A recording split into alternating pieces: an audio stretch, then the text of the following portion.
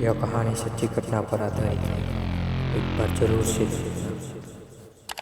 24 अक्टूबर 2018 की रात करीब 11:15 के आसपास दो शख्स बेंगलुरु में बन्नेरघट्टा रोड पर बने ओरेकल नाम की एक मल्टीनेशनल कंपनी के ऑफिस में पहुंचते हैं। वहां पहुंचकर वो रिसेप्शन पर जाते हैं और कहते हैं कि उन्हें प्रवीण भटेले नाम के एक एम्प्लॉय से मिलना है। जिसके बाद उन्हें वहीं लॉबी में ही इंतजार करने को कहा जाता है और एक पियून उस ऑफिस की 7वीं मंजिल पर पहुंचता है, जहां तमाम स्टाफ नाइट शिफ्ट में काम कर रहे थे और उन्हीं में से एक था 42 साल का सीनियर मैनेजर प्रवीण भटेले। वो पियून प्रवीण से कहता है कि आपसे मिलने दो शख्स आए हैं। पहले तो प्रवीण सोच में पड़ जाता है कि आखिर इतनी रात के उससे मिलने कौन आ सकता है, पर फिर वो सोचता है कि चलो चलकर देखते हैं कि कौन आया है। इसके बाद वो नीचे लॉबी में पहुंचता है, जहां वो दोनों शख्स उसका इंतजार कर रहे थे और तब तक रात के 12 बजे से थोड़ा ज्यादा टाइम हो चुका था और तारीख भी 24 अक्टूबर से बदलकर 25 अक्टूबर हो गई थी। खैर, तरुण जैसे ही लॉबी में पहुंचता है और उसकी आंखें उन दोनों शख्स से टकराती है तो वो उन्हें पहचान नहीं पाता। इतने में उनमें से एक शख्स प्रवीण की तरफ अपना हाथ आगे बढ़ा देता है उससे हाथ मिलाने के लिए। प्रवीण भी अपना हाथ आगे बढ़ाता है और दोनों के हाथ मिलते हैं। हाथ मिलते ही सामने वाला शख्स प्रवीण के हाथों की उंगलियां टटोलने लगता है और थोड़ी देर उंगलियां टटोलने के बाद उसके चेहरे पर एक हल्की सी मुस्कान आती है और वो प्रवीण से सिर्फ 2 लाइन कहता है, जिसे सुनते ही प्रवीण के माथे पर पसीना आने लगता है। और वो 2 लाइन थी, हेलो दोस्तों, नमस्कार, मेरा नाम है आकाश और आप लोगों का बहुत बहुत।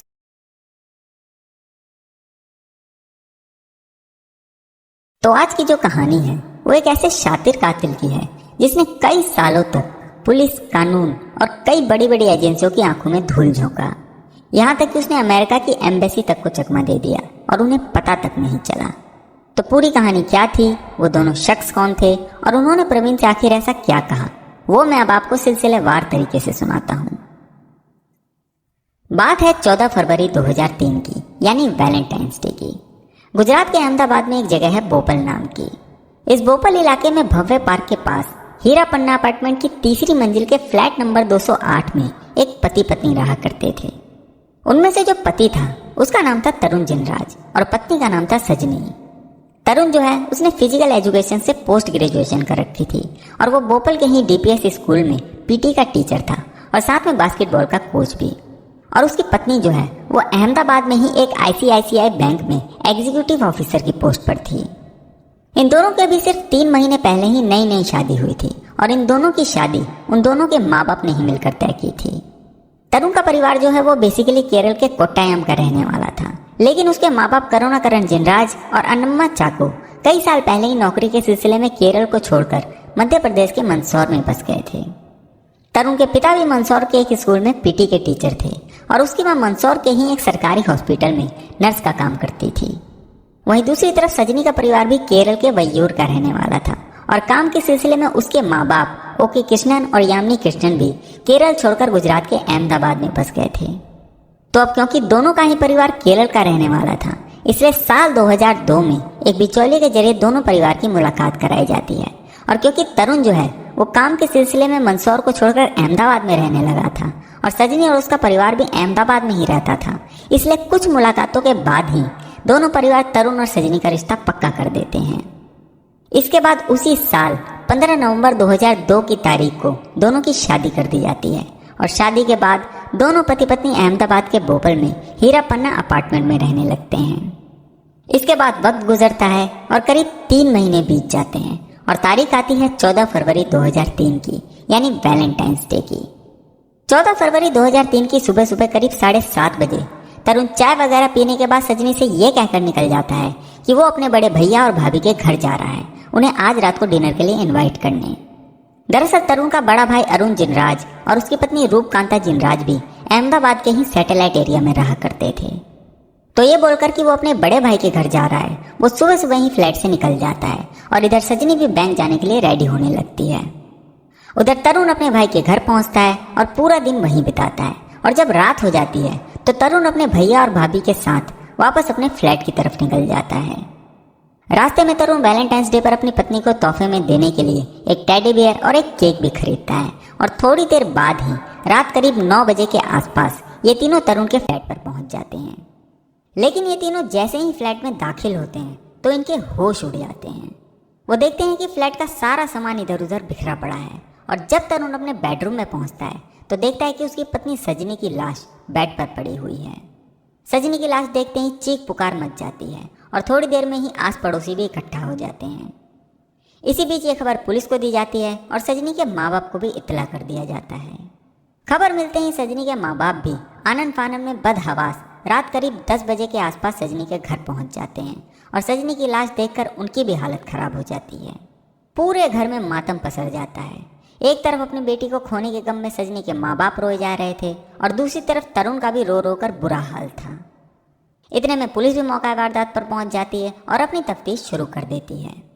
सजनी के गले में उसी का दुपट्टा लिपटा हुआ था जिसे देखकर लग रहा था कि किसी ने उसी के दुपट्टे से उसका गला घोंटा है।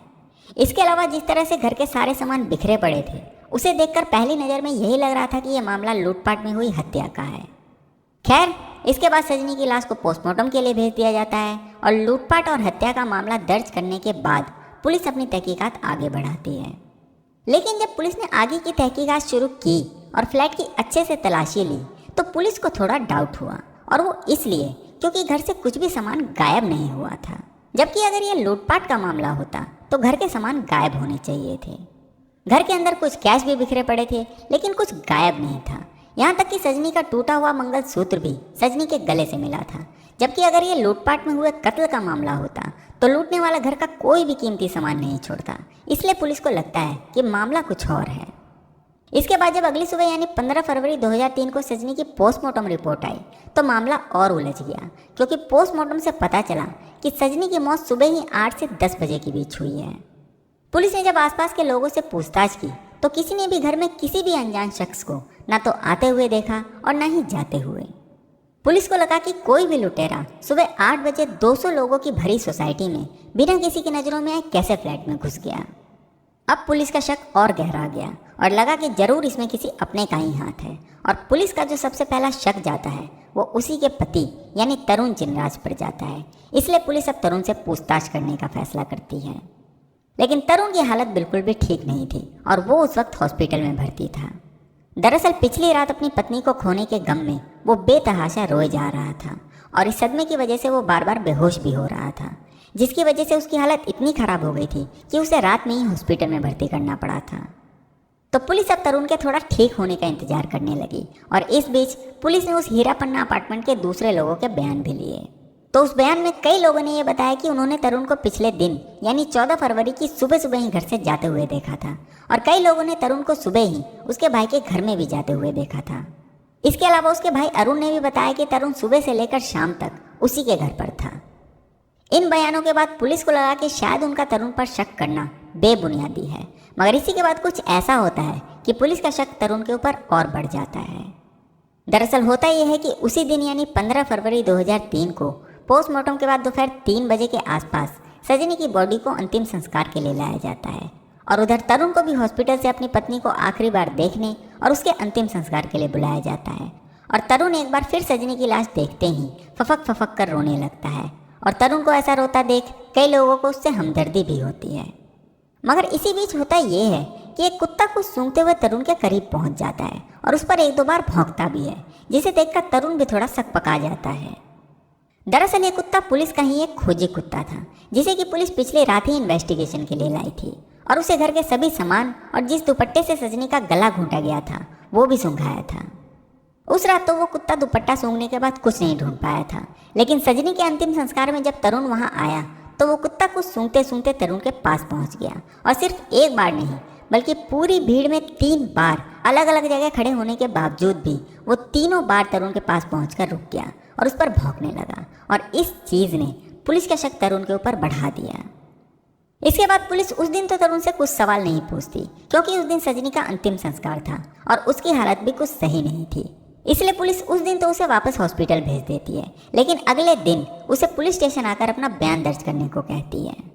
मगर अगले ही दिन, जिस दिन तरुण को पुलिस स्टेशन आना था यानी 16 फरवरी 2003 को, हॉस्पिटल से खबर आती है कि तरुण हॉस्पिटल से गायब है।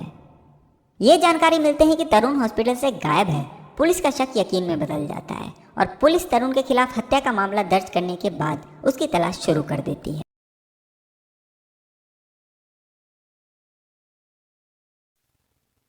अगला देखेंगे अगले एपिसोड में पार्ट 2।